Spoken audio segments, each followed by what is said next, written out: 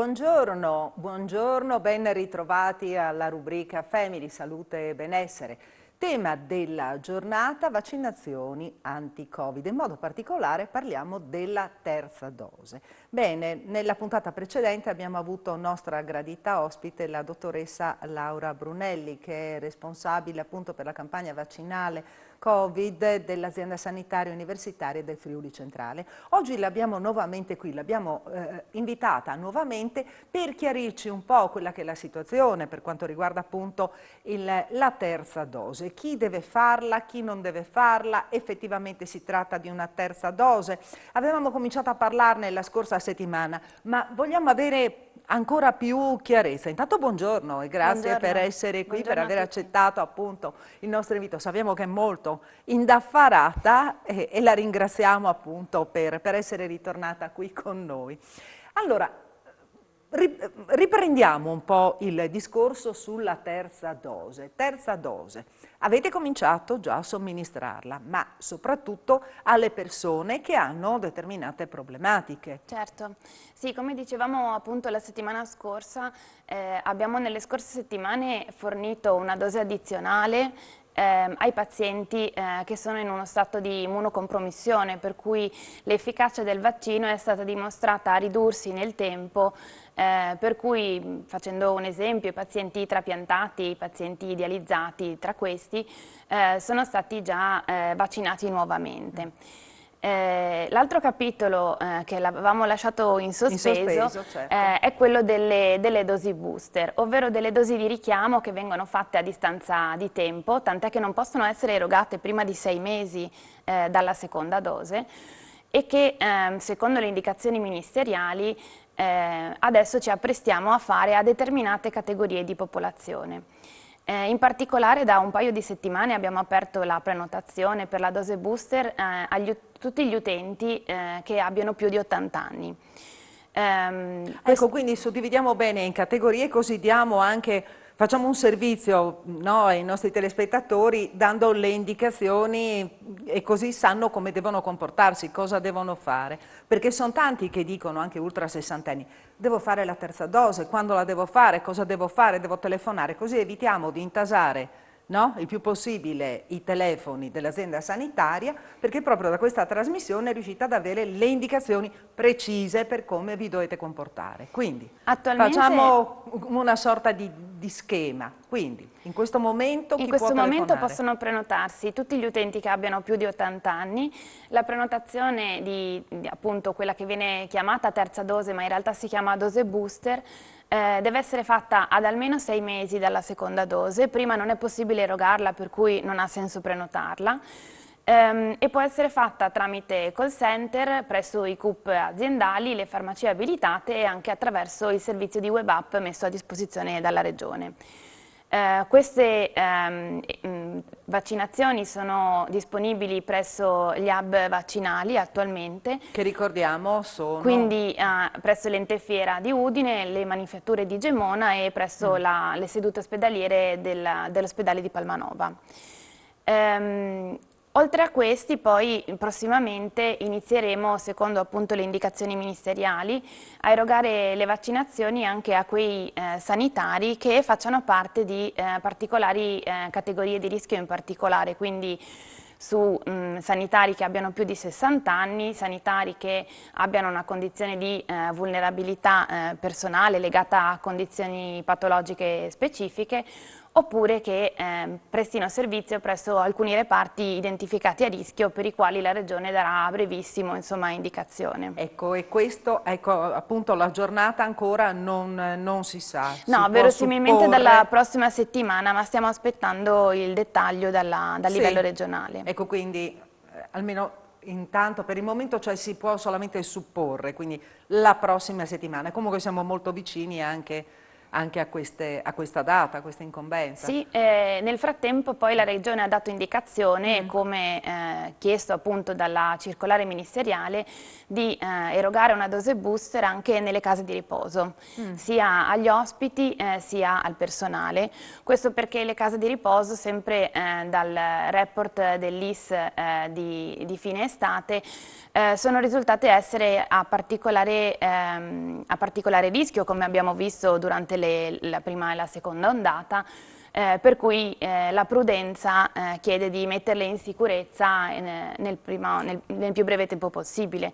E questo verrà fatto sia erogando la dose booster, sia anche cogliendo l'occasione per erogare anche la vaccinazione antinfluenzale.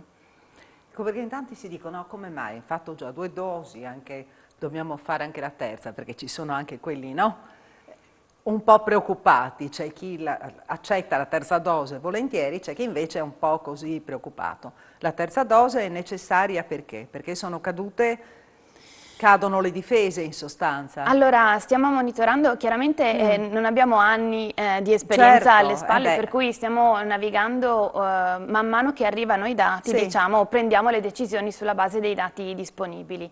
L'Istituto Superiore di Sanità sta attentamente monitorando l'andamento della pandemia e anche in relazione allo stato vaccinato o meno dei soggetti.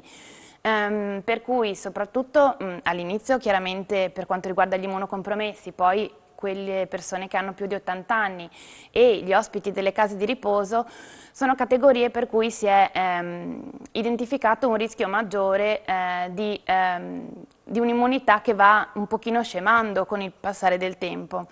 Per cui queste sono le prime categorie per cui è stata identificata la necessità di fare un richiamo. Il richiamo vaccinale in realtà è una pratica che viene condotta anche per altre malattie. Sappiamo che per esempio il richiamo della vaccinazione antitetano viene fatta di default ogni 10 anni. Questo per dare un promemoria in un certo senso al sistema immunitario e renderlo pronto nell'eventualità insomma, che venga a contatto con il virus, con il Covid in questo caso. Il Ministero poi ha identificato anche come future classi di beneficiari di una dose booster anche pazienti che abbiano determinate patologie, per cui sono più a rischio di sviluppare forme gravi di Covid e utenti sopra una certa età.